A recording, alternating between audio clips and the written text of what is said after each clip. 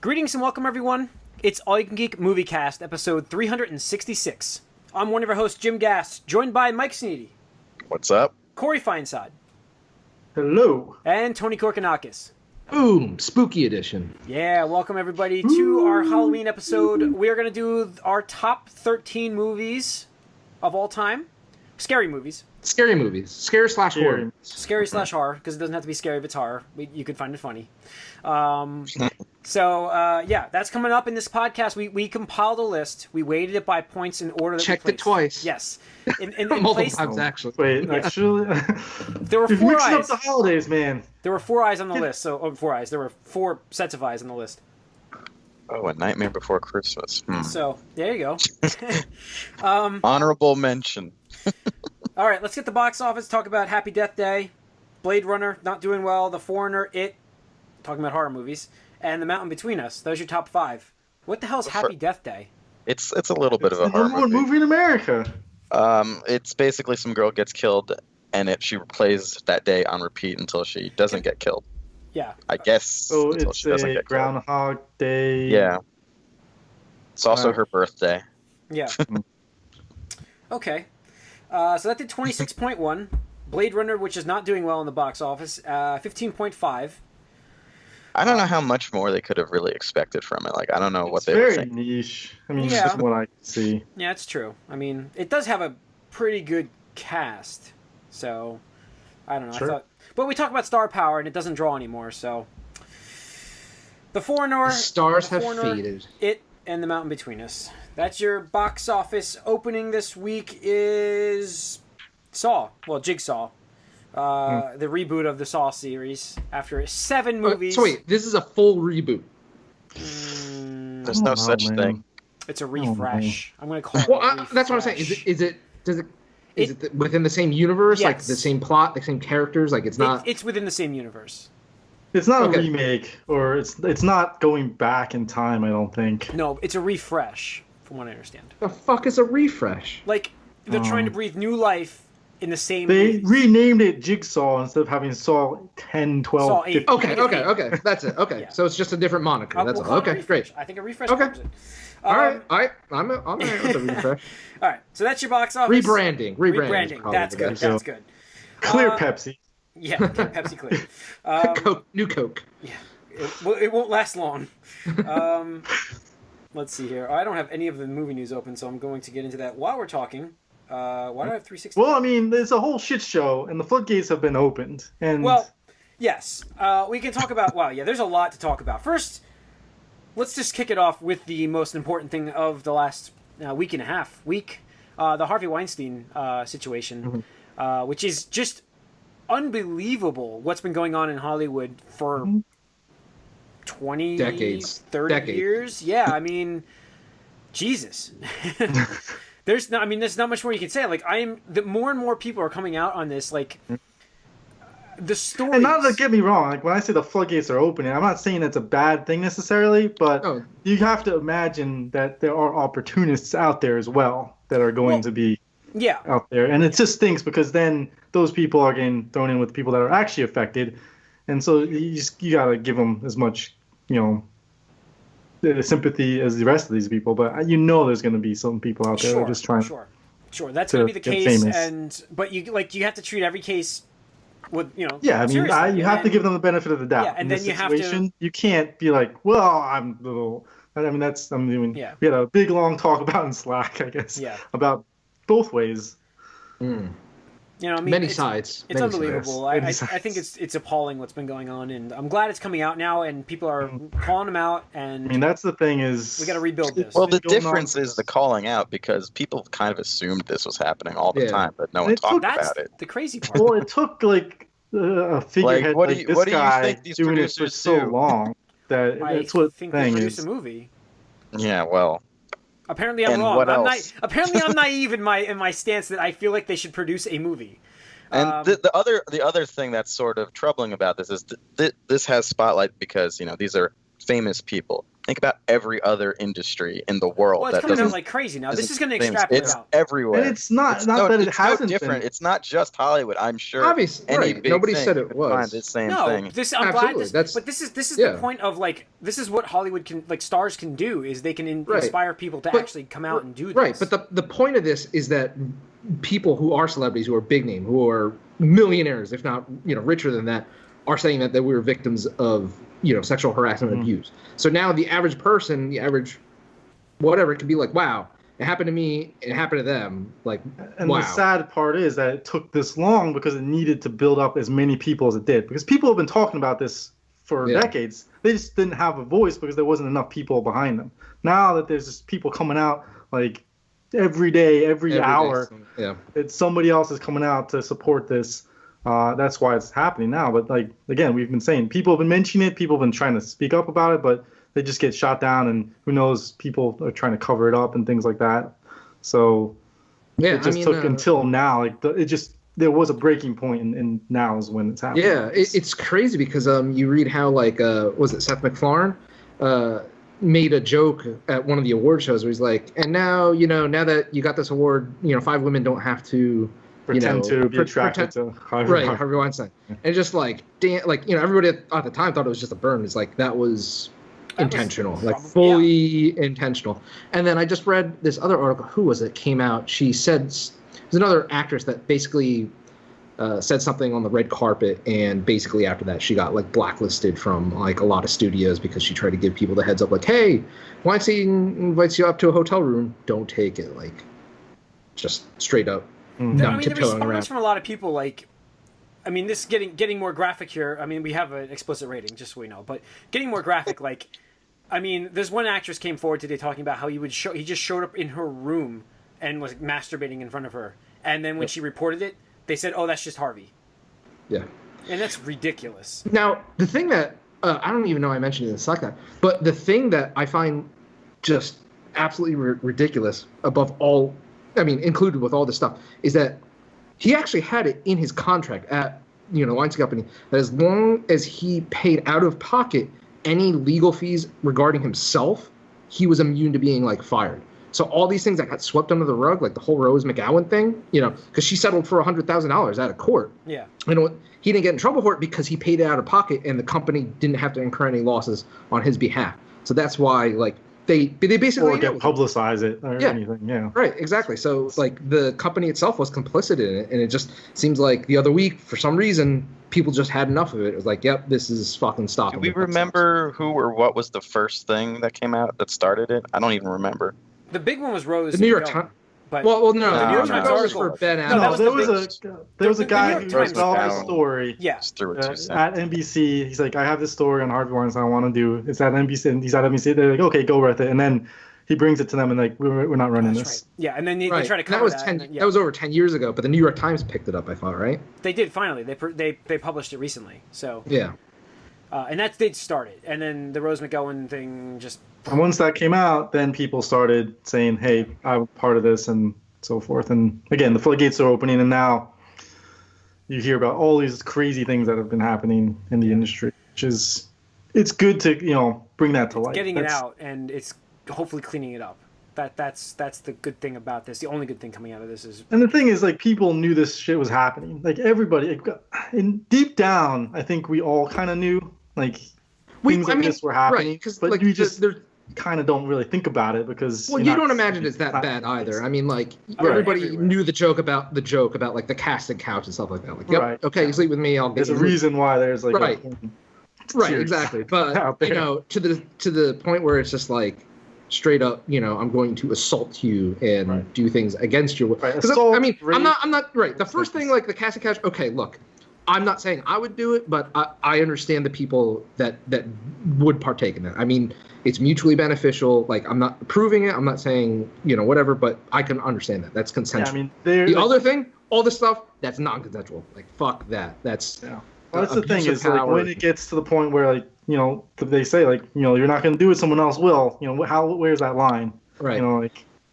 I can get some actress to come in here and do this for me or whatever, and exactly. And it's one thing to do it, but then to be like, you can't talk to about this to anybody, or I'll ruin your reputation, your career. Blacklist. It's like just shitting on somebody that just got shit on. It's, a slap in the face, getting hit twice, whatever you want to call it. It's just, wow. Okay, so kick them when they're down. So it's fucked up. But then, Corey, not to single you out, but I know your boy Ben Affleck got caught up in this crossfire with Rose McGowan. Absolutely, yeah. I mean, it's hard to not be upset and saddened by all this stuff. And obviously, Ben Affleck put himself out there and was called out on it. I mean, if you're gonna put yourself out there and say you're, obviously he has daughters too, so he's probably in a different situation. But put yourself in a position where you knew that something like this was happening. Maybe you could have done something. I don't know. We can't say for sure, but it's sad to know that as a big fan of Ben Affleck that I am, that he knew about something like this happening and wasn't able to do anything about it. And I guess you can't necessarily blame him because you don't know the circumstances. But right, I don't know the circumstances. Well, I don't blame him for that. Like if he knew and couldn't or didn't do anything, that's one thing.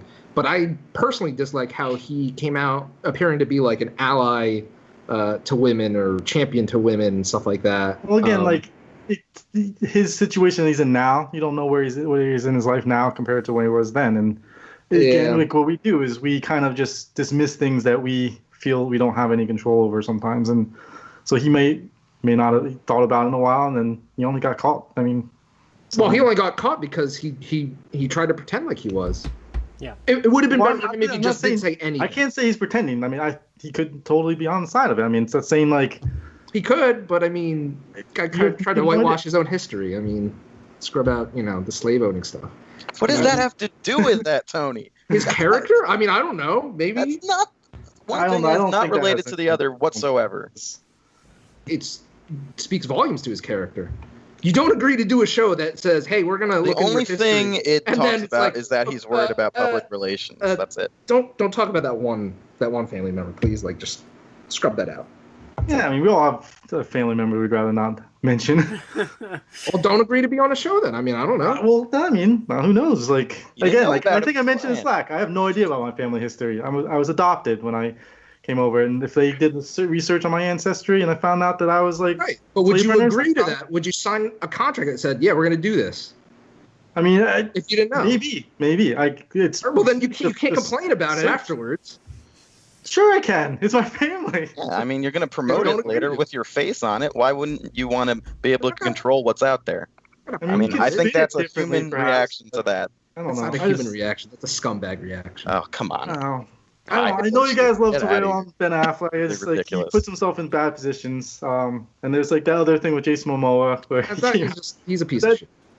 I understand. Jason Momoa thing was context. Jason Momoa is completely different. Right, we got a big list coming up later. We're never going to agree on this. Well, that's the thing is people just take context out of everything. No. So why? No. Wait, whoa. Listen, I know you're defending Affleck here with not defending, but you're defending the certain point of his character with maybe he's changed. I understand people can change with this. I get just saying because Jason Momoa has been a big advocate for certain things after he's made that comment. When he was before, that was I think he was already starting. He was already making that movie while he was making that comment. So yeah, he was. That was 2012. That movie. When did he make that comment? Khal Drogo, was that? It was 2011. Yeah, it was close. I mean, it was. What is this comment? He said after he made that comment, he felt terrible. He decided to make that movie because of the things to spread the word about that. And that's the thing. People can. He immediately apologized with it, and it was in the context of it. I'm not saying it forgives it, but I mean, he was talking about his character in the show. No, I understand, but that's still can be upsetting to people. Sure, it can. But absolutely. But then there's things don't joke about. That rape is one of them usually, and so. Right, but I mean, I don't see where it goes. It's just a bad taste. Anyway, I'm just saying. All I'm saying is people's lives and where they are and different points of them are totally different. Years later, you can't say one thing and then say they're exactly the same, because who knows? They could have learned. They could have changed. We don't know enough to really pass judgment. I mean, you can decide that you know enough, but that doesn't mean it's true. Yeah, I think we know enough. All right. Yeah, I think you know enough. That's whatever. I don't think he deserves to be Batman. In fact, I went from banking and betting that he wasn't going to be Batman to I literally hope he's not Batman anymore after this. Oh, that's not new. Come on.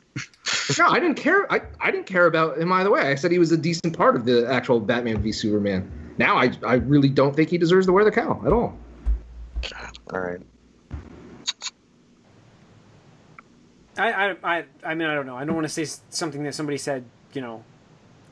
I would if it hadn't been for the other thing where he's trying to block, say you can't talk about this part. So I really don't think that's more recent. I probably would have done the same. That's more recent than this was 17 years ago. I can say yes, people can change within that time, but then he did it with this, the character wise. I mean, they question his character on that more than anything, the more recent thing than what he did here. I mean, yes, it's terrible what he did. And then you just all these girls that are coming forward saying that he harassed them at shows and after parties and stuff like that. I mean, yeah. So, anyways, you see all the smoke. You could say there's not a fire, but Yeah. All right. So, it's terrible news. What's been going on in Hollywood, and either way, let's forget not forget who's involved, but clean the shit up. Clean the shit up. Don't be a douchebag. Yeah. It's pretty easy. All right. Some quick news we have, and then we'll get into our list. Mark Ruffalo actually accidentally streamed on Instagram.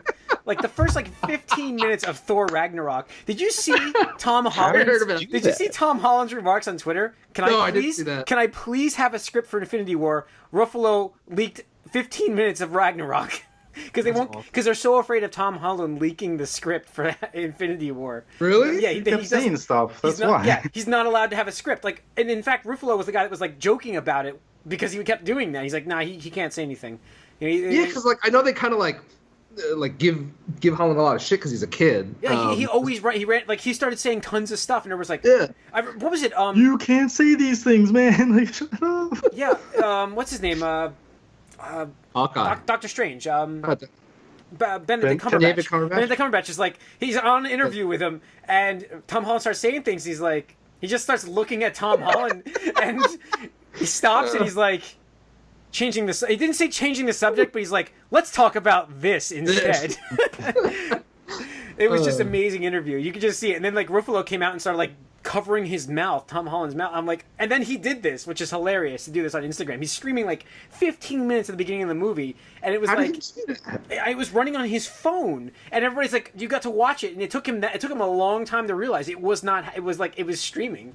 It was running on his phone. That's hilarious. Yeah. So if you saw it, hey, that sucks for you. I wouldn't have watched it anyways. I don't want to get spoiled, but no, I want to see that on the big screen. Yeah, we're just a couple weeks off anyways. Yeah. Yep. I'm sure those first 15 minutes are the trailer anyway. Yeah. Well, maybe. Did you guys check out the Black Panther trailer? I heard it was kind of spoilerish too. I didn't see it. I watched 2/3 of it just now. Yeah. It's all right. There's a lot going on. You see a lot of. I'm not too concerned about spoilers Black Panther because it looks like not much. From what I hear, it's got a feel of Iron Man 1. Really, they want him to they have a feeling of him wanting to take the mantle here for Iron Man, which makes sense for actors negotiations. I guess I didn't get that. That's what I got when I was reading about. No, I didn't really think about that either. Watching what I saw. As far as taking the mantle over, I always thought I was going to say Cumberbatch. I felt like he was the one they were kind of grooming for that more than anyone else. But in the trailer, I watched the trailer. It's again, I don't care too much about spoilers for this movie. It seems kind of a separate thing from the MCU. Yeah, more. It's very self-contained. It looks like. And I'd say it's definitely very exciting looking, and I'm super hyped for it. So I'm more hyped for Black Panther than I was for Spider-Man: Homecoming. Wow. Say that much. Cool. Which came out today, by the way. I haven't gotten it picked up. It's at my parents' house. I got the steelbook of that. So. Me too. Yeah. Let's see. Han Solo movie has been titled Solo, which is everyday news. We kind of knew this one already. The Solo or Solo? Yeah. Listen. The title aside, which we all expected. I mean, I didn't expect them to call it anything else. It was either going to be Han Solo or just Solo or something like that. But this movie doesn't look great. That's the thing. I have a bad feeling about this movie. I have a bad feeling about this. That just basically sums it up perfectly. It's just because it's not even the title of the movie. It's just I have a bad feeling. There's just so many things that are like going on with this right now. There's like, you know what? So much Star Wars like weird like news and Star Wars. It's a bad time to be a Star Wars fan. Yeah. We'll get to it later in the Gamescast. So exactly. Stay tuned. I just want to mention real quick the code name for the Han Solo film while it was being like developed and filmed was Red Cup, which I thought was pretty funny. Yeah, no, that was kind of funny. All right, Netflix has did their earnings report, which I wish I still own stock in, but whatever. Netflix is spending $8 billion on original content in 2018 coming up to bring us new shows. Not million. This is like billion. Billion with a B. Ridiculous. Yep. So. I think they said somebody did the math or the average, or they came out and said it, but like basically every 4.5 days there's going to be a new movie released by and they have so much original content. Like, here's the thing, with more and more of these networks deciding to bring their own content to their own networks, you need stuff like this. Now, $8 billion is a lot. But I understand their thought. Well, Amazon and Netflix were the biggest spenders at like Sundance Film that's Festival. What I mean. Like both of these companies have seen this. They've seen this coming. They're ahead of it because they saw this happening. Right. Yeah. So they were. I mean, Amazon and Netflix are both well ahead, and Hulu is catching on pretty quickly too with it. They started later, but they still have a lot of original content. And they're giving you like cable stuff, which is a great alternative. Yeah. I mean, it's kind of like it's like the Switch to the PS4. You have a PS4 home console, and you have people get a Switch because it's a complementary system. Yeah. So I mean, that's a lot of money. I mean, we'll see what we get next year. I know we're getting a lot more anime, including 30 anime series. Yeah. They are also raising prices too. And now that usually locks us all in though for a year. Usually they don't raise it on the current subscribers. I think, right? Yeah, I don't think it's. Yeah. I mean, once you renew, it's gonna be. Yeah. But they make you go up eventually anyways. Because they did that to me when I was at the $7.99 tier. They brought me to $9.99 after. After 2 years. You're gonna get up. Yeah, you're gonna go up. But if you're a new subscriber, you're gonna get the. That's whatever $1 more or whatever it is. If you're still getting your money's worth. Is worth the money, it's fine. I mean, you could pay like $40 for cable that you'll never use or watch, or you could spend like $10, $12 a month on Netflix. Netflix has all of these shows and movies, but they need to get an award winner. Really, I mean, they have like House of Cards. Well, that's what they said is their goal is they want. I'm sorry.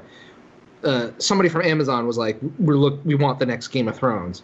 And then somebody interviewed somebody from Netflix, and they're like, yeah, of course, he's looking for it. Who's looking for it? We're looking for it. Everybody's looking for it. Like, that's the thing. I mean, they got potential there because I think Netflix has the rights to The Witcher, which kind of fills that same kind of genre and stuff. I mean, it has a brand video game property though. Well, it was a novel book for that. No one cares. No one knows it from that though. Well, I know. I know. Just like nobody knew Game of Thrones before the fucking show came out. That was a bigger book than the Witcher book. I would disagree with you on this one. Listen, the Wheel of Time is out there too. Yep, Wheel of Time. Mistborn, Stormlight Archive, the Cosmere. That's what I'm looking for. As long-winded as Robert Jordan was, Corey, I want to see the Wheel of Time. I'd love to see the Wheel of Time. I couldn't finish it. Couldn't do it. Your boy wrote the last 3 books. I know, and I couldn't get to those books. They're like, and those are, and I hate to say this about a deceased writer, but the last 3 were fantastic because it was not as long-winded. I hate to say that because I loved the series, I really did. But we all know that Robert Jordan get very long-winded, and Brandon Sanderson is just a lot more concise. And I did like his books the versions of Wheel of Time. At some point, I'll get to it. I just can't do it right now. Yeah. Anyways, what are we talking about? Game of Thrones, actually. Actors not getting scripts. So, did you read that article? I saw Jamie, the headlines for the guy, Nikolai, whatever his name was. He said that they're going to have a microphone in their ear with people telling them their lines as they're filming. What? That's ridiculous. Because they're so paranoid of leaks. That sounds like a great way to ensure quality. Yeah, I mean, like, okay, actors, you don't get a chance to really feel what the in this day and age with with DRM and everything like that out there. You telling me that they can't distribute scripts? They talk about an article how they went from it was like a pain in the ass to get them because they were like watermarked, like digital signatures and like secure emails, all that stuff. Like still was not enough. Yeah.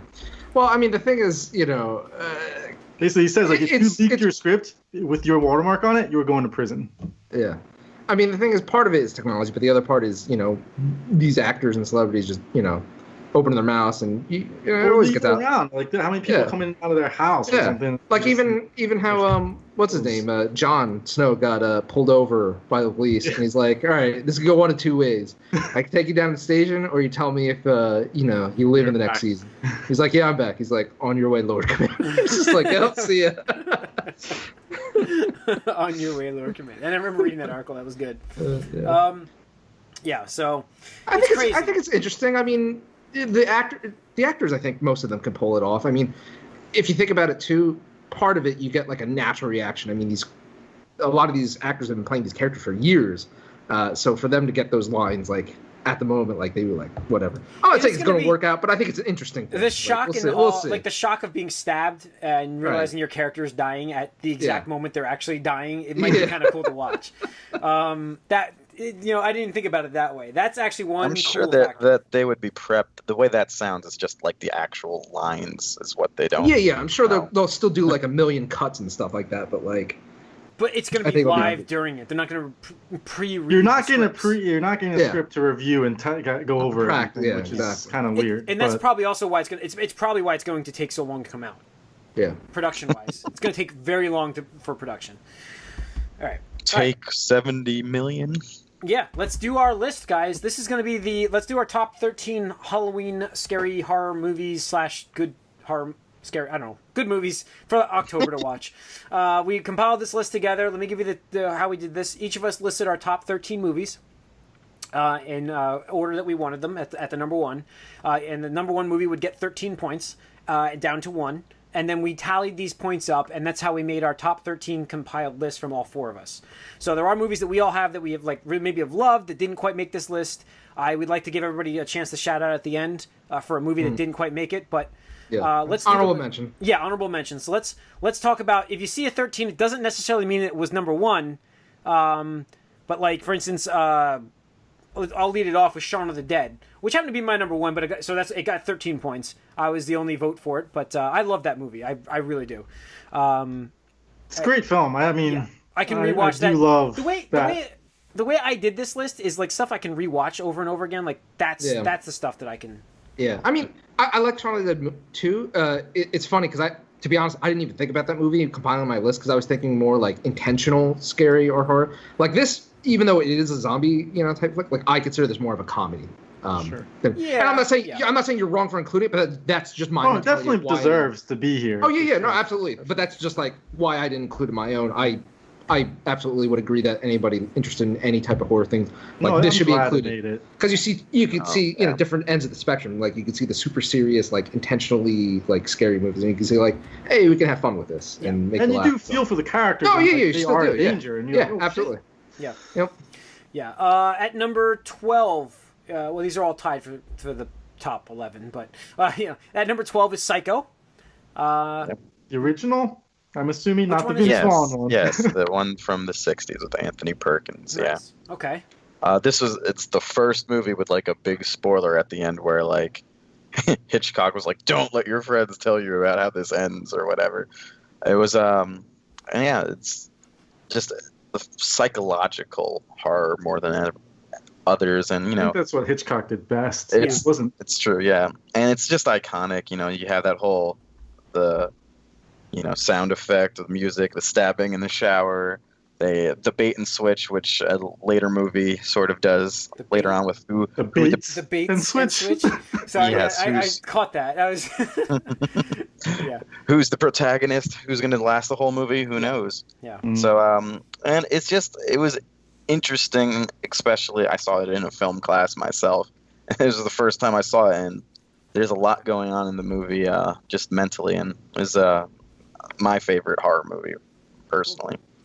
Tied still for that top 11, the 11th spot here is Event Horizon at 13 points. And that was my number 1, Event Horizon. That was probably, when I watched that for the first time, that was the most scared I've ever been watching a movie that I can remember. I don't think I've ever seen that movie. So I don't even know what that is. Yeah.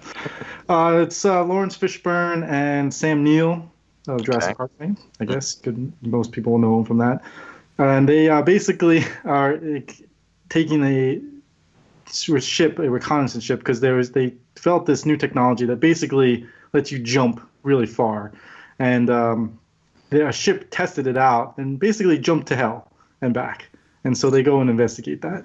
And just shit goes down, and it's it was like I said. I have seen that movie now. It's got the thriller scares, the psychological scares, then the just balls out monster scares. So it had all of it, and the lead up and everything, and it's in space too, which was pretty cool. So it was one of those sci-fi things, and like I said, it was probably like the scariest feeling I ever had watching the film, and so I had to make it my number one. Okay.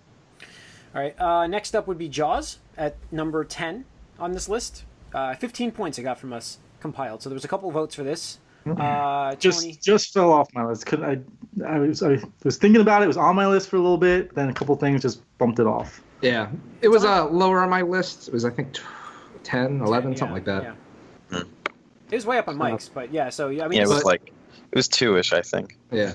I mean, just an awesome movie. I mean, like, this is what I want. Like, this is one of the first movies I watched when I was a kid, and like, it actually impacted my real life. Like, I was like, for a while, I was like, nah, I don't want to go swimming in the ocean and stuff like that. Like, because I was a kid, I was like, nah, I'll get eaten by a shark.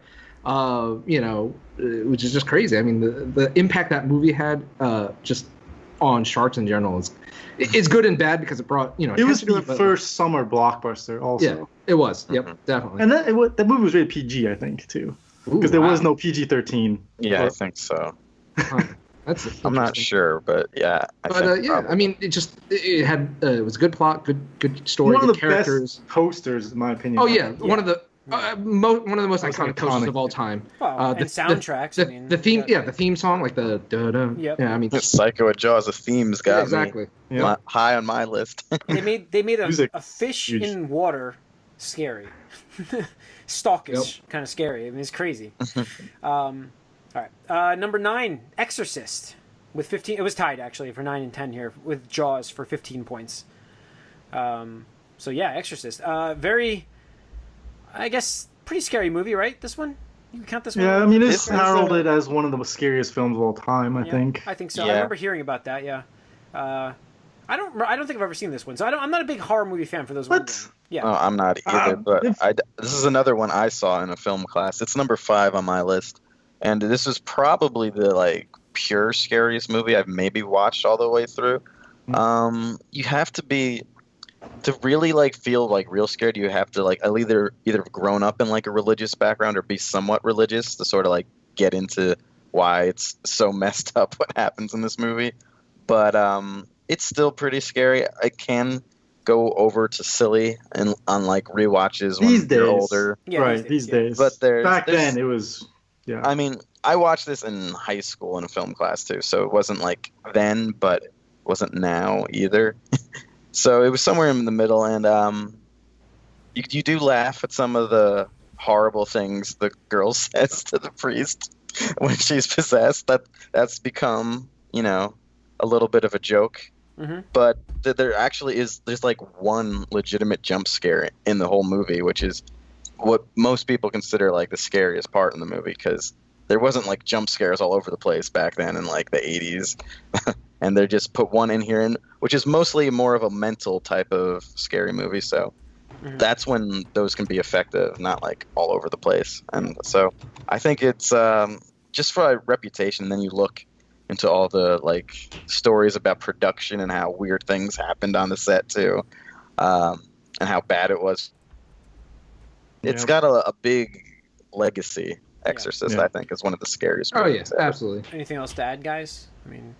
No, Mike. Okay. Mike did a good job. It's a scary movie. Definitely one of those things that if you're interested in the genre, definitely requirement. Does this make all 3 of your lists? Not mine. Oh, it didn't make yours. Okay. Number 7 on this list, Cabin in the Woods. This made 3 people's list, I believe. Did not make mine because I was the one that was not hating on the movie, but felt that it was a little overrated from you guys when I watched it finally. I don't know what it missed me. It missed me. No, that's fine. It missed me. me. I love that it's 2 movies. I think it's a little overrated too, but it still made my list because I haven't watched that many horror movies. It had 17 points. It was number 7 on the list, right? Or 8, 13, 12, 11, 10, 9, 8. It's number 8 on the list. That's 17 points. Go ahead. I mean, who wants to talk? Corey? Sure. What's so great about the film is it takes all these like tropes. Yeah, the tropes of certain horror films, kind of combines them. All horror and then films, pretty much. flips them on their head a little bit. Yeah. And so you're like, oh, I know what's going to happen. I know. And then you're like, wait, not happening. This is interesting. And then the characters are reacting like, oh, well, like you think they would react, but then the things that we would think would happen don't happen. So then they have to change the way they react. And it's like, wow, this is all like mind fuckery here going on, because you expect these things and it uses those expectations really well. Yeah. And so when that stuff is going on, you're like, wow, so like where is this gonna go? And then all of a sudden shit just goes bonkers.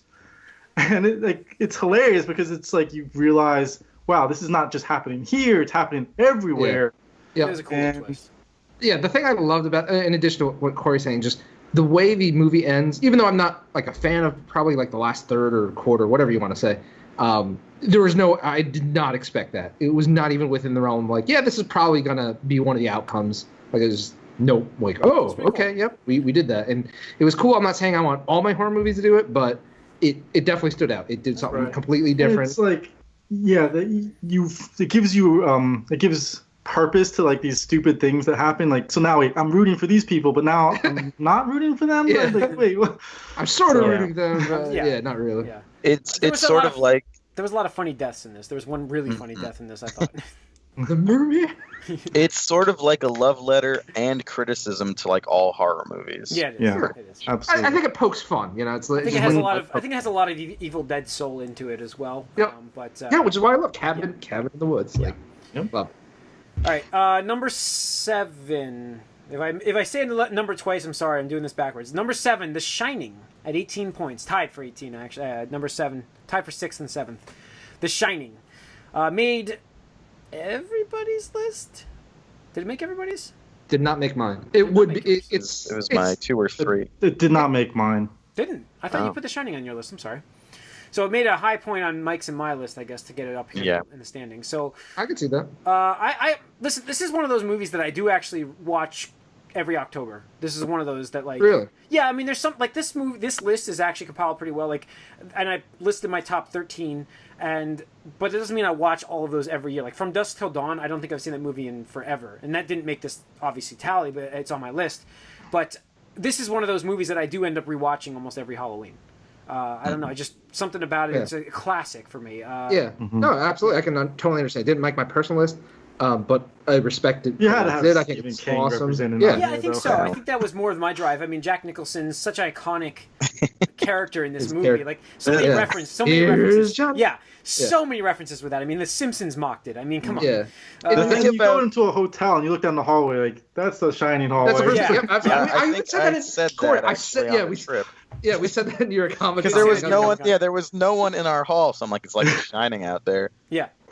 It could have, if there was a red ball rolling down the hallway, we would have been checking out. We'd have been out of there. But yeah, no, that's part of the thing. The big thing I think The Shining did was like incorporate a setting really well into what makes like things scary, which makes sense because it's the setting itself that is sort of haunted question mark in this movie.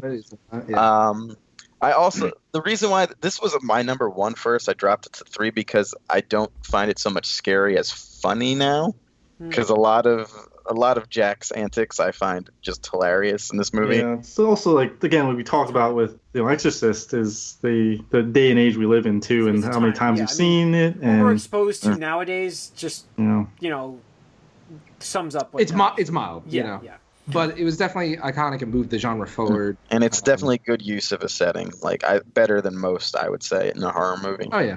Yep. Yeah. Further tied for 6th is The Mist, 18 points. So that's, like I said, tied with The Shining for 6th and 7th place. Whose list did that make? Made mine really high. And the exact same spot. You guys both listed it as your 5th highest. Yep. It would have made mine if I saw the first 45 minutes of it, but I never did. Stephen King, another Stephen King book, actually, which is kind of funny. They tied each other. Yeah, hey, that's right. Wow, is it funny?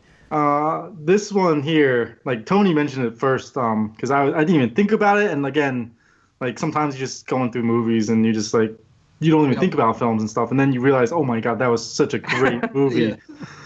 So, and the whole idea is like this unknown quantity, and like the unknown is so much scarier than the known. So like that's what really got me with The Mist is like you don't know what's going on for a long time. And really, until the very end, you really have no idea. And even then, like when you start to think that you know things, so hard. Oh yeah, I mean the thing is, they slowly like do X, and then you're like, okay, they do X, but then they do Y, and you're like, oh wait, they do X and Y, and then all of a sudden they're doing Z, and you're like, X, Y, and Z, like what is going on? I don't understand. This is just so fucked up. But kind of like The Shining, but to a lesser extent, it takes one setting, which is basically like a grocery market, supermarket thing. Where all these people are just trapped in. The premise is these people get trapped in a supermarket because this mist comes into town, and it's basically on lockdown. Like the military comes and makes an announcement, like get indoors. You just know if you go into it, you don't come back. Right. You don't get heard from again. So all these people are freaking out. Some people are trying to act machismo and stuff and be like whatnot, and then you find out like I think like somebody's like limb or something gets flung against the wall and blood, and they're like, oh, what the fuck, everybody's freaking out and shit like that. But in addition to like being like a half like mystery monster, like what's going on thing, the part I love about the movie is that it uses another scary component, and that's just humans in general, because you start to see that like one crazy lady slowly starts to turn all these other people with her using like religion and just the power of like gospel and prayer, and being like, oh, this person is bad and this person is evil, and we need to sacrifice them and stuff. Like you're like, holy shit, like you're fighting two fronts, because the same people are just like, okay, well, we're clearly outnumbered now. So you just get that component. Yeah, and that human component really is like another villain almost. Absolutely. And then we got to talk about the ending. That twist. I don't want to spoil the ending. That part of it, though, that part of it is notable because it's Frank Darabont who started the first like season and a half of The Walking Dead, where we all know, there's a supernatural question mark thing happening, and then there's the people that make it really worse. So it's the same thing, lots of the same actors too. And as for the ending, I will just say, keeping it vague, something that you think, oh, why doesn't this happen more in horror movies? And they made that the worst thing that could have happened. They found a way to make the thing, oh, everything should be better. It makes it the worst thing that could have happened. And it's different from the book. As we move through this list, did any of you guys ever see Jeepers Creepers? Because I heard that was really good. I saw that. No. That's a what? kiddie. That's like a kiddie horror I film. never saw it. I just heard it was really good. Okay. God, no. I would shit on that movie. If you gave that to me on a disc, I would shit on it and hand it back to you. Oh my God. All right. Tied for 4 and 5. So number 5, Scream with 19 points. Now that was a classic movie. Another one where it takes tropes and then kind of flips them a little bit. I mean, that was such another iconic villain, like murderer thing. The mask. When that movie came out, popular Halloween costume. Yeah, most popular. See, I know where you guys are coming from. I mean, I'm not saying I hate Scream, but to me, as somebody who grew up on like Friday the 13th, Halloween, Nightmare on Elm Street, I just was like, okay, this is the '90s version of it, and in my opinion, it wasn't done as well. I think it was a little bit of spoofy on purpose, though. Like, yeah, sure, definitely. I mean, it was a spoof that took itself seriously, because you saw what a spoof could be with scary movies. Yeah, right. Which is like a spoof of a spoof. Exactly. And I think that's what I liked about it so much, is that I did like the Halloweens and the Nightmares on Elm Street and the Friday the 13th movies with the the main slasher villain. Yeah, I like those movies. I just but this one kind of just put that all together and modernized it for me, I guess. That made me feel more. This is also like a movie before the internet, where like a certain actress was in this movie. Right before the internet. But like a certain actress is in this movie, a big name, on the cover of the movie, and is not really in the movie. Like, this is what I was referencing with Psycho, kind of. Yeah. So I thought that was. I mean, you think back to that, like, the way it opens the movie, and you're like, oh shit, you just don't see it happening because it's such a big name. But that's why I think that was, for me, one of the best parts. Like, I was like, wow, that's pretty cool that they did that. And that's I really liked the mystery of it too. Oh yeah, I thought that was well done. The rules of the movie, you know, the rules of. I mean, it took what you knew about slasher horror films and changed it up a little bit. See, I don't know. To me personally, it was, you know, I bought into it until the very end. I'm like, oh, really? Because I mean, okay, personally, I don't know. This is one of those movies where, you know, I feel like it's that trope where, like, if people just acted rationally in these, you know, situations, the movie would have been over in, like, 20 minutes. Yeah. Like, there's no way nobody just was like, let's be honest. Somebody doing that today would just, it wouldn't work. It wouldn't work. Well, yeah, it wouldn't work in any of these unless you had a supernatural element. Yeah. All right, I understand. But, I mean, to me, that's, you know, if we're going to do horror, unless you're doing it really well done, like realistically, just go supernatural. Personally, that's my preference. Yeah. All right. Where somebody, you know, like, you know, say like Jason or Freddy. I mean, you understand, like, yeah, you could fight back and do whatever, but it doesn't matter because they're supernatural. You can't really, you know, do it. You got to play by a different rule book, you know, stuff like that. Not just, oh, some teenager in a fucking costume and a mask. All right. Move through the list here. Number 4, tied for fourth and fifth here, like I said, tied with Scream at 19 points, is 28 Days Later. My favorite zombie movie, actually. I do love this movie, and it makes me angry when I think about the sequel. Oh, God. All the sequels. Every single sequel since then has been shit. Every time I watch that movie, I'm like, man, and I was like psyched to watch the second movie. Was it 28 Weeks? And I was like, oh, I can't wait to watch this. And then I watched it, I'm like, what the fuck? What happened? Yeah. I really enjoyed it. This is my favorite zombie movie. And I like Resident Evil, which obviously I didn't I love the Office joke about it. What was the Office joke? Oh, the 20. I actually, when Karen. I wrote the list here, I wrote 28 days. I'm like, 28 days later. Karen, Jim's new girlfriend, like rents 8 days 28 later, but she thought it was 28 days with something. Oh yeah, that's right. Yep. She's like, I kept expecting Sandra Bullock to show up, and I'm like, you gotta think about that way that movie works. You're like, oh Jesus. That's right. I do remember that joke. That was pretty good. Great zombie movie. It's the speed zombies, so it's like if that's the zombies that we get when the zombie apocalypse hits, we're all screwed. So, Z. Yeah. The reason I like this.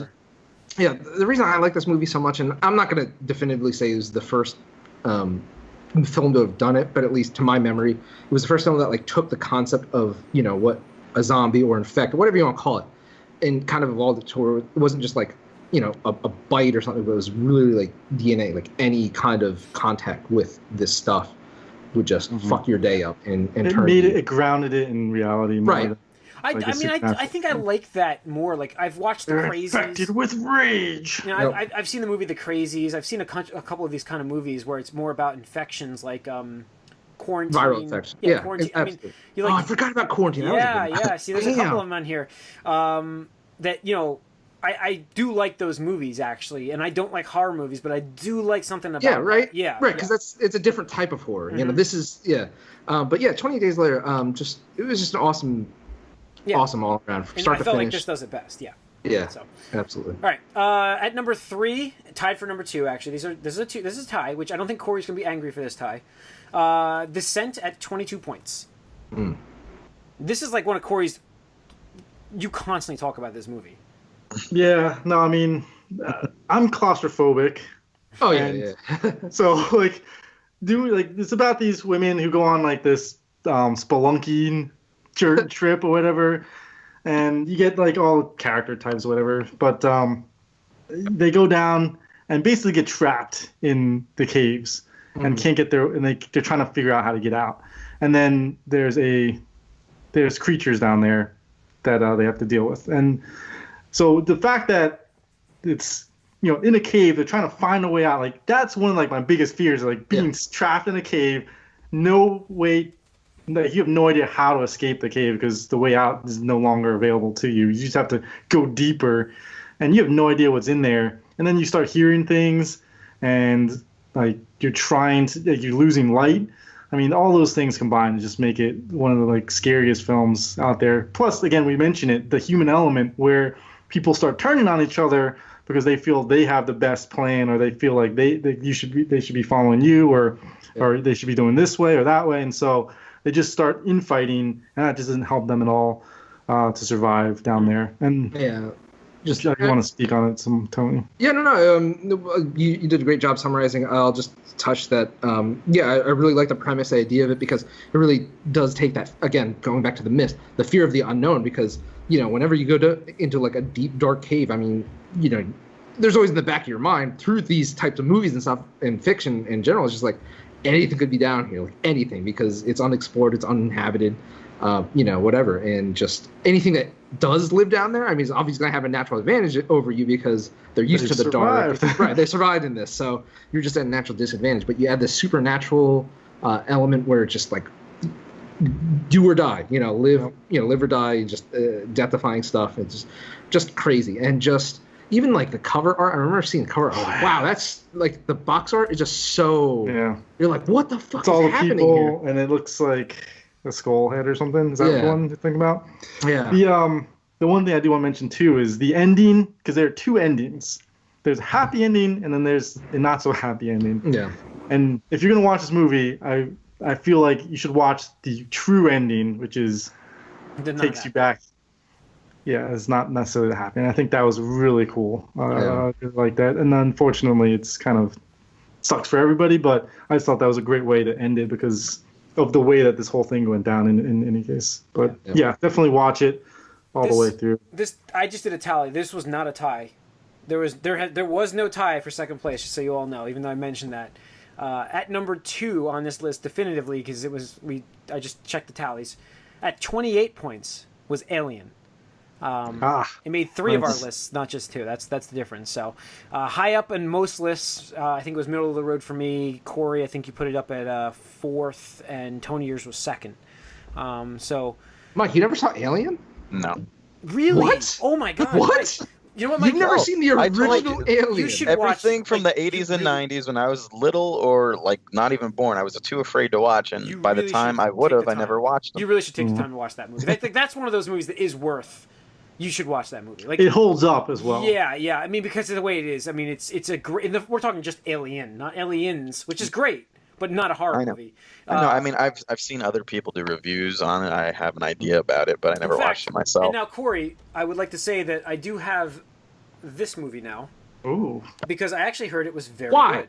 Why? I told you it's not. But Tony saw it. It's not. I listened to a guy who is a huge Alien fan. Huge.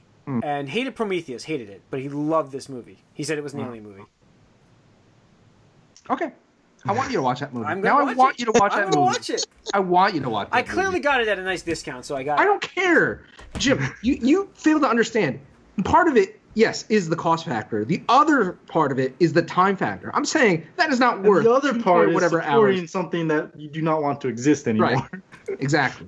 Fuck that movie. Anyway, as far as the Alien goes, let's just get to that, because the thing I want to mention first is that makes it even for me more like terrifying is the fact that this is a futuristic film, it's supposed to be like a setting, but and all this technology, and it's like so ancient. It's so old, and you're like, it's supposed to be so futuristic, but that makes it so much more scary in my opinion, because they are dealing with all this technology that isn't up to par with what we have now, and it's like it actually makes it scarier when you watch it except for the actual spaceship itself, Corey. Right. Well, I'm talking about like as far as setting, trackers and cell phones didn't exist in this movie. right. Yeah. What I loved for it too. I'm just mean like as in like what you're seeing the technology wise, how they're doing things. Tony, what were you going to say? But what I loved about this movie, just I think out of all the movies on our list, this is definitely the one that is the most iconic in terms of having an effect not on its own series, but not even the genre, but just like in general, like the impact it's had on like popular culture. It spawned so many things, and without this movie, I don't think we get a lot of other stuff. Not that I can even think of off the top of my head, but anything's remotely related to. It really inspired a lot of video games. Yeah, video games. Yeah, absolutely. One of my favorite series, Metroid. takes a lot of inspiration from Alien, just like female protagonist. I mean, even the name Ridley from The Enemy, like it's really close to Ripley and stuff like that. Just in the concept of evolution and all that stuff. But to me, it was just fascinating because you on one end you have this movie that's primarily like science fiction, where it's about space and adventuring in space and exploring that, and that's cool and all. But then you take this horror element, so you take these two things that people are like, this thing that people are fascinated about, like traveling in outer space, and you add a horror element to it because you're like, oh shit, yeah, out in space. I mean, you can't run, and it was dirty and grimy. Like it wasn't like sci-fi, like all this clean, slick lines and stuff. It was just like a dirty transporter or whatever they were like, and it was a great setting. The fact that there's so many places the monster can hide, you had no idea where it was, and that was always getting you on the edge of your seat because you knew it could be anywhere around them at any time. And obviously the sequence with it arriving, I mean that's iconic and that's unforgettable. One of the best sequences in any movie. Like it's just ingrained in your brain at that point. And it's one of those things like you can relate to in a way too, because like you get a bug or something and it scatters away and you're like, oh shit, where is that fucking? Yeah, it's like oh shit, like but exactly. So yeah, as far as what that movie's like we mentioned before, it's done for the genre, for the entertainment, is scary type of media has been awesome. And so we definitely have this on our list. And I don't know, Jim, it's on your list, right? Yeah. This made number 6 on my list. Yeah. You have anything to add to that? I mean, this is like so many, again, talking about iconic stuff that like has spawned from this. Like, this is an inspiring movie for other movies. So it's like, and games, video games. So, I mean, it's just that presence plus the creature design was awesome. Plus, I'm a sci-fi.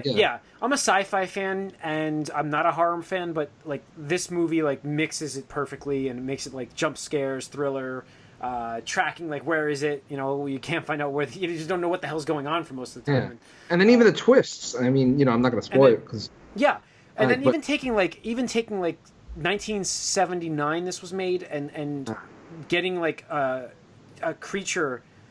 Not CG, to look as realistic as it does is just it was a great feat. Yeah, and the sound, like even the sounds it makes. I mean, like just visually, the design is scary because it has this. Yeah, we have to talk. Sound design for this was fantastic. Yeah, so quickly, like the visual design, like it's large and lanky, and it doesn't have eyes, which I think it made it more fearsome in that way because like it took away a humanistic element because it is like a humanoid type thing. It has 2 legs, 2 arms, it has that tail, but the part with the mouth coming out of the mouth, that is just, you're like, what is this shit? What is this demonic thing that is in this fucking movie terrorizing these people? And then the acid blood, like, oh god, just it's crazy in terms of a monster. All right, our number 1 movie with 30 points. Making 3... Does it make 4 lists? No. 3 of the 4 of us, The Thing. Which... John Carpenter's The Thing. John Carpenter, yeah. Now, this is with Kurt Russell in it. I had not seen the 80s one, right? Yeah, this is... Yeah, I think 1980. Yeah, go ahead, Jim. This was... No. You know what's funny is when I took forever for me to watch this movie. Keith David's in this too, right? I saw it at Happel's house. What? That was the first time you've ever seen that movie? And that was the first time I ever saw it. And that was a reaction from everybody there watching that movie. I was like, I think we've discussed this before, yeah. It was unbelievable. So I loved this movie. Absolutely loved it. I can't believe it took me so long to watch it. That's the kind of movie it was. It was great. Fantastic. I mean, can't say enough about it. So yeah, I think fear, again, is all about the unknown.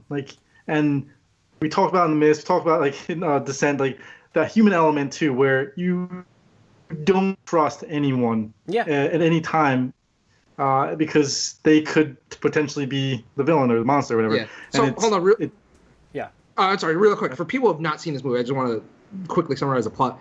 So in Alaska or something, there's this small station where a crew of maybe 20 people are out there stationed, and this huge storm is coming, so they can't get communications out, so they have to bunker up. Winds up that one of their dogs gets sick or something, and then they're trying to treat it, and then all of a sudden the dog is just basically the corpses explode. The dog died, corpses just in half, and there's what the fuck could have done this, and then you start to slowly like find out that there's some shit going on, and other people start dying and disappearing, and it turns out to be like a supernatural monster alien parasite thing that they slowly discover, can imitate other people, like humans and stuff like that. So it's a mystery of who's who. And right, it's a mystery on so many fears. I mean, that's the thing. You're trapped. You can't go anywhere.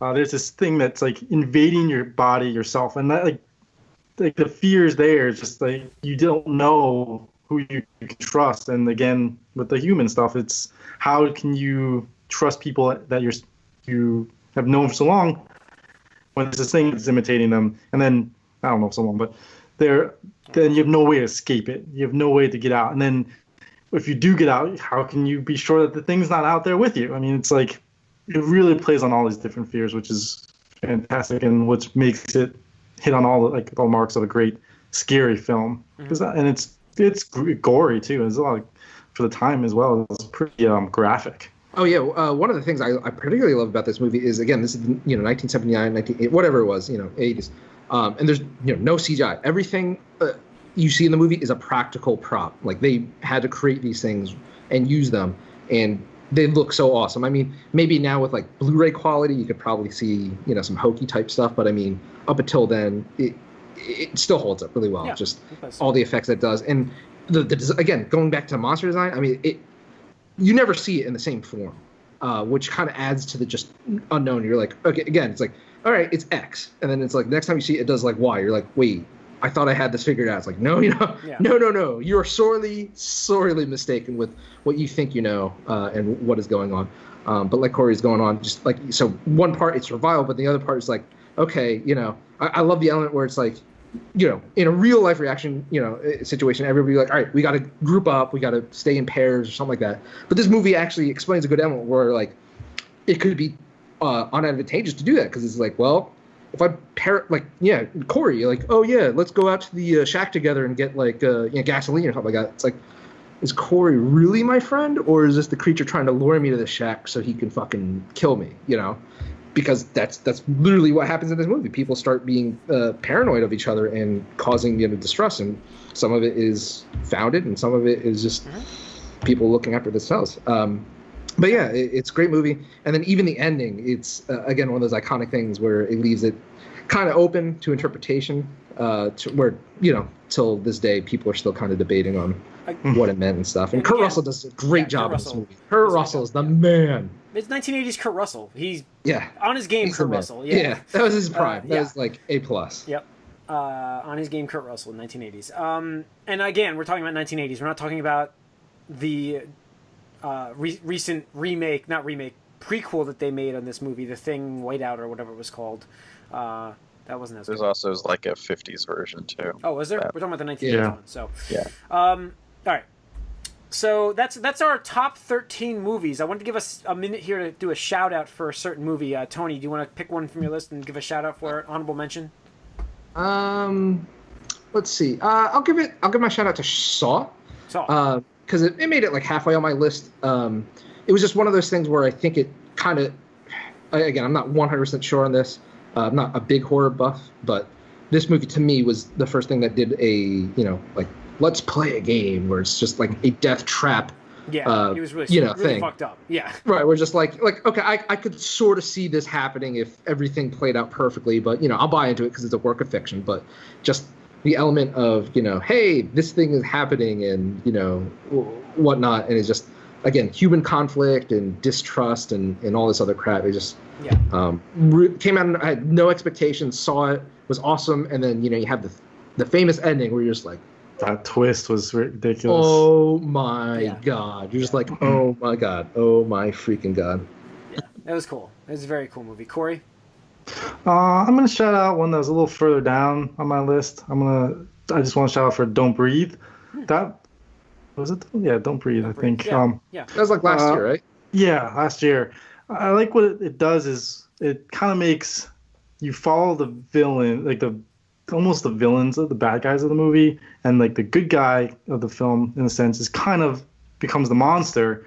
And there's a very interesting dynamic there, because then you're like start rooting for the villains of the film because they're actually getting hunted by the guy, because it's basically these kids are going to rob this old man, and the old man they think is not capable of doing anything, but then they realize because he's blind, so they think it's going to be an easy job, and then they go in and they learn that it's not going to be so easy, and there's some secrets that he's hiding, and so it makes it very interesting, where it's like all about noise and how you can't make noise. So the soundtrack and the sound design of this was really well done and put together. So like Daredevil, but evil.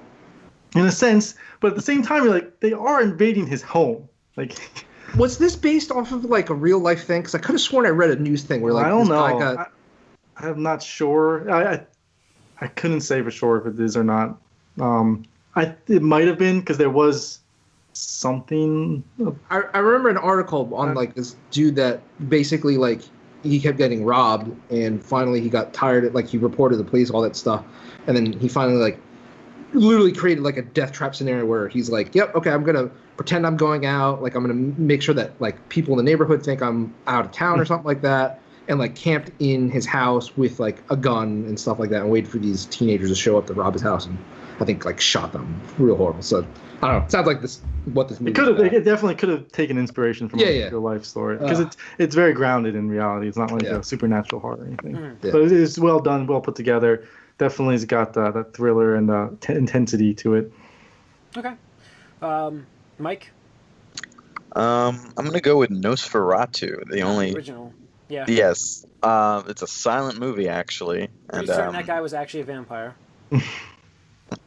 There was that movie where they did like I saw some of that I watched too. That, yeah. But it's actually Dracula's story. That I think that was when it first went into public domain, so everyone did that story. But basically, it's retelling of the book story of Dracula as Count Orloff or whatever. Nosferatu isn't even, it's just like one of the names for vampire, I think, that someone reads. But it's for a silent movie, it's definitely the most like interesting silent movie I've seen. And thinking about how old this is like 1920s, maybe 1930s. It's very old. And they still like were able to put this makeup on this guy and just with posture and setting, like make him look otherworldly. It's very interesting. So if you ever have some time, check that out. And it's like one of the only vampire type movies where they don't glorify the vampires. No, yeah, he's definitely he's kind of pathetic in some of it, but he's definitely like a villain. That's what I mean. Still. It's like in a lot of these more modern vampire films, they're like super attractive, super young. Well, even in the little later one in the late 30s with Bela Lugosi, he's still like supposed to be like ooh. Like Count Dracula's all rich and like cool and stuff. Yeah. But yeah, so check some of those out, I think. Okay. All right. I think I'm gonna pick on my list The Night of the Living Dead, 1968, just because it was like the zombie the defining movie, and I'm a big zombie movie fan, as I mentioned earlier. So it is like it created the genre. Yeah, and that started it, and it was a very controversial movie. When you read about that, if you read about that, it's crazy. Like they showed that to a bunch of preteens, like kids. That's how that movie premiered in 1968, like in a Saturday morning theater. Just doesn't make any sense at all what was going on in 1968 that they did that. But it's like I don't know. I like what it defined. It basically set a atmosphere in like one small location, a house, and it basically had undead creatures coming back and. It was kind of the creation of the zombie. Even though it was kind of earlier, there were some zombie kind of things earlier in movies. This was like the slow-moving zombies the Romero zombies they're called now. They're like iconic, the slow-moving zombies. So yeah, that's what I'm going to go with. But so I think that's it, right? There it is. Yeah, that's going to wrap up our top 13 movies and honorable mentions. That's going to wrap up the episode. Thank you for tuning in. Write us podcast at allgeek.net. Follow us on Twitter, AllGeek. Like us on Facebook. Subscribe to our YouTube channel. And let us know what you think of our list. Write us again. Like you said, we can give us comments on everywhere I just listed. Subscribe to our YouTube channel. You can comment on our movies down below if you're watching this on YouTube. Tune into the Gamescast. We got some controversy to talk about there. Thanks.